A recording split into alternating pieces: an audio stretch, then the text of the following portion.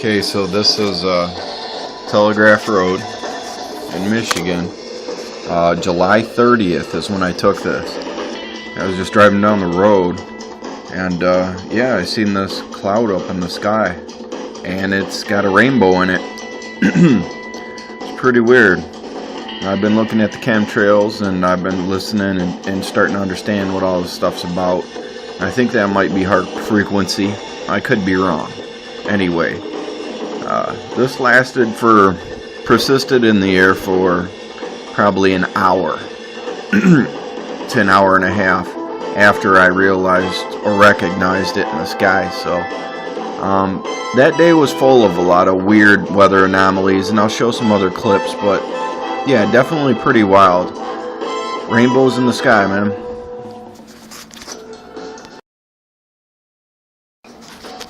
Okay, so this is about 20 minutes down the road.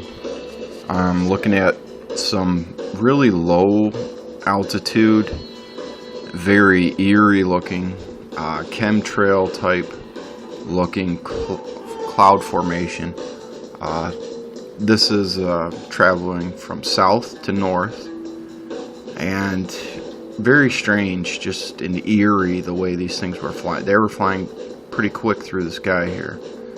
But a couple interesting things about these clouds is they would refract they would have the same rainbow color refraction of the light that I saw earlier. And you know, this also caught my eye. It was something out of the ordinary. Very eerie looking and just unusual. So I took some time, and you can see the color variance in it. And yeah, they're moving fairly quickly through the sky here.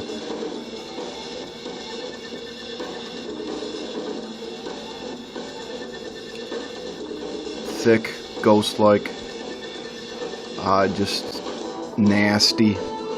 You know, you see a chemtrail in the background there, two of them.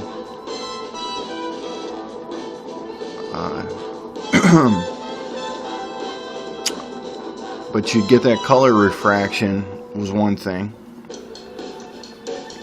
and then they were partially visible, only partially visible if you angled the camera on the opposite side of where I'm looking at with facing the sun. So as these clouds were moving from the south to the north, as they had passed from the south to the north side of the sun, let's say, they would become almost invisible or very hard to see. So that was interesting, you know, depending on your perspective or the angle that you're looking at these things, you could the opacity of these clouds would vary. That was pretty weird looking, you know, as I turn my camera, and I'll notice it a couple times here. You don't really see them. They just kind of, they don't splay out, but they become less opaque. They become more transparent. Very thick on the southern side of the sun, and then as they pass to the northern side of the sun, they'd actually become more transparent, as you can see. But yeah, you can kind of look in the sky and see how it's got that chemtrail kind of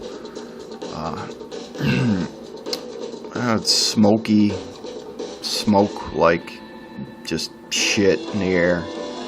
And you know, this was unusual, so I had to pull over on the side of the road again that same day and take note of this.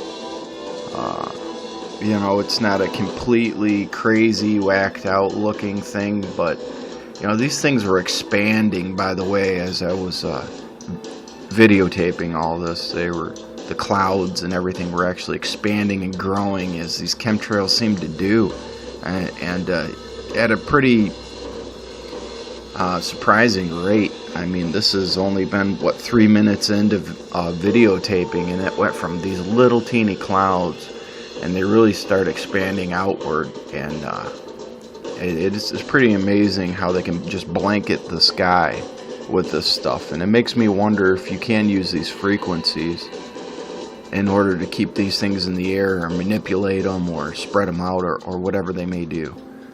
But, you know, interesting footage, definitely out of the ordinary, and something to consider, you know. Here I am pointing out a couple chemtrails in the air. They're there, but, yeah, unusual, very unusual.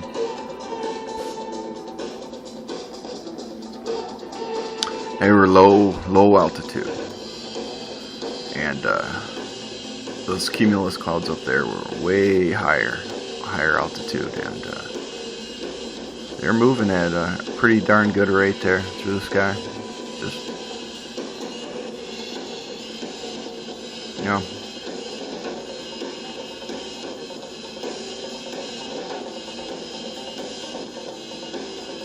Yeah, you can see how they're thick. And just, I mean, they were really low altitude, so it was like, man, it felt like I could just put my finger out and touch them.